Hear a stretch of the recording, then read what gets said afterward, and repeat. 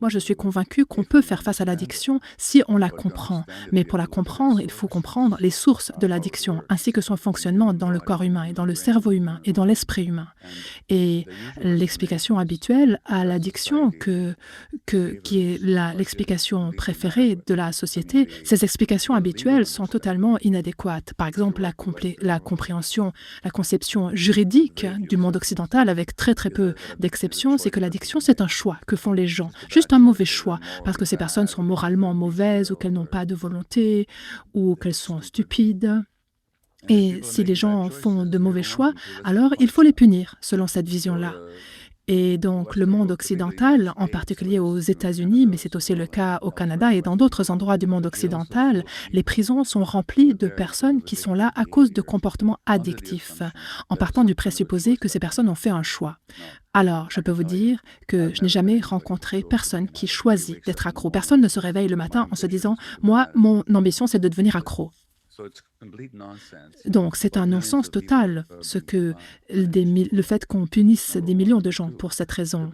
Ensuite, dans le monde médical, la conviction, c'est que l'addiction ou la dépendance, c'est une maladie du cerveau qui est largement héréditaire. Entre 50 et 60%, elle serait génétique, cette maladie, soi-disant. Et je peux vous dire qu'il ne s'agit ni d'une maladie, ni de quelque chose d'héréditaire. Les gènes ont quelque chose à voir avec, mais très, très peu. Donc, si je peux continuer pendant quelques instants, j'aimerais vous donner une définition de l'addiction. Et nous allons voir si nous pouvons vraiment réaliser ce qu'est l'addiction.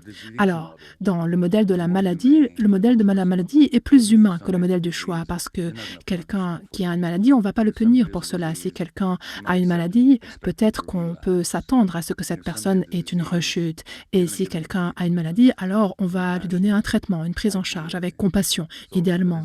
Donc, dans ce modèle-là, et aussi, l'addiction rend les gens malades et elle modifie les tissus des personnes, elle fait du mal au corps. Et donc, vous savez, le modèle de la maladie n'est pas complètement à côté de la plaque, mais il n'est pas non plus exact. Et au fond, il n'est pas utile. Pourquoi? Parce qu'il ne comprend pas la nature réelle de l'addiction. Donc, regardons maintenant ce qu'est véritablement l'addiction. Laissez-moi définir pour vous maintenant l'addiction. Je ne crois que personne ne peut réfuter cette définition. L'addiction se manifeste à travers n'importe quel comportement dans lequel la personne trouve un soulagement ou un plaisir temporaire et donc auquel elle aspire, mais auquel elle n'arrive pas à renoncer en dépit de ses conséquences néfastes. Donc, il s'agit de trouver du plaisir ou du soulagement à court terme, mais ça fait du mal à long terme et on est incapable de l'annoncer. C'est ça, l'addiction. Alors, vous remarquerez, Florence, que je n'ai pas du tout parlé de drogue. Ça peut être une addiction aux drogues et c'est souvent le cas. Et les gens avec qui j'ai travaillé étaient accros à l'héroïne et à la cocaïne et au meth et au crystal meth et à l'alcool et à toutes sortes de médicaments et de drogues. Mais ce n'est pas forcément des médicaments ou des drogues. Ça peut aussi être l'addiction aux jeux de hasard, l'addiction au shopping, l'addiction à la nourriture, l'addiction au travail, l'addiction à Internet, l'addiction aux jeux en général, l'addiction au sport extrême. La question, ce n'est pas l'activité de l'addiction. La question, c'est le rapport qu'on a avec cette activité. Est-ce que ça nous donne un plaisir temporaire? Pourquoi? Est-ce qu'on en a envie toujours de façon insatiable? Est-ce qu'on arrive à y renoncer ou pas? Voilà, la définition de l'addiction peut en réalité s'appliquer à n'importe quel comportement humain en fonction du rapport que nous avons avec cette activité. Alors, la question que je pose en général à ce moment-là, c'est au public, c'est selon cette définition-là, est-ce que vous avez eu une fois ou une autre un schéma ou un autre d'addiction dans votre vie? Est-ce que ça vous est déjà arrivé? Et peu m'importe quand ou avec quoi.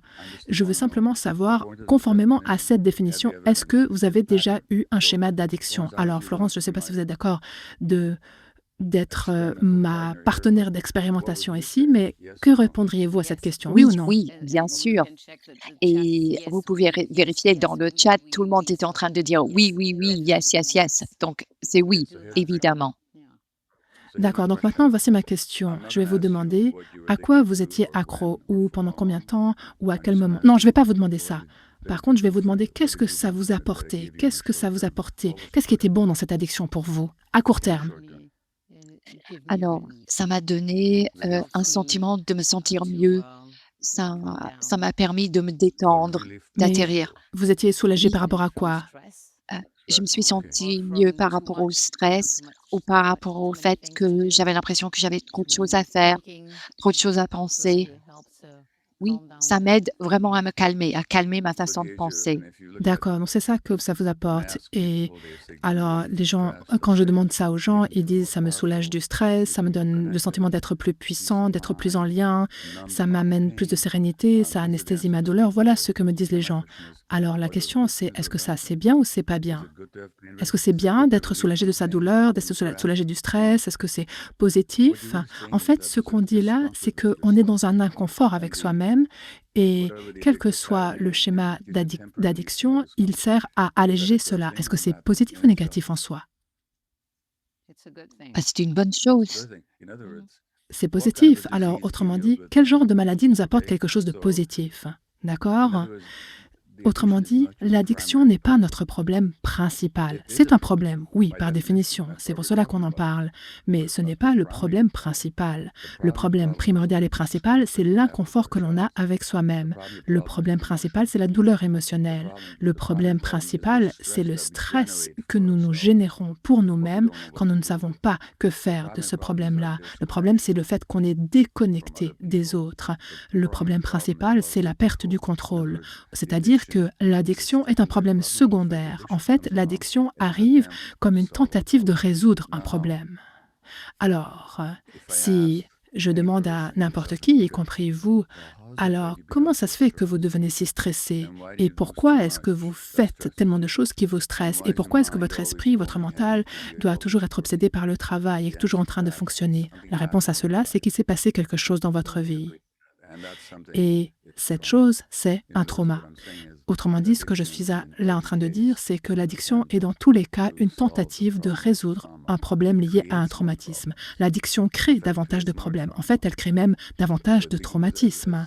Et comme l'a dit une fois un jour, les addictions commencent dans la douleur et se terminent dans la douleur. Mais si vous voulez trouver la source de l'addiction, vous ne devez pas aller chercher dans les gènes, mais dans l'expérience vécue par la vie, et en particulier dans son enfance, vécue par la personne, en particulier dans son enfance. Et si on veut guérir l'addiction, ça ne suffit pas de guérir le comportement, mais il faut guérir le traumatisme.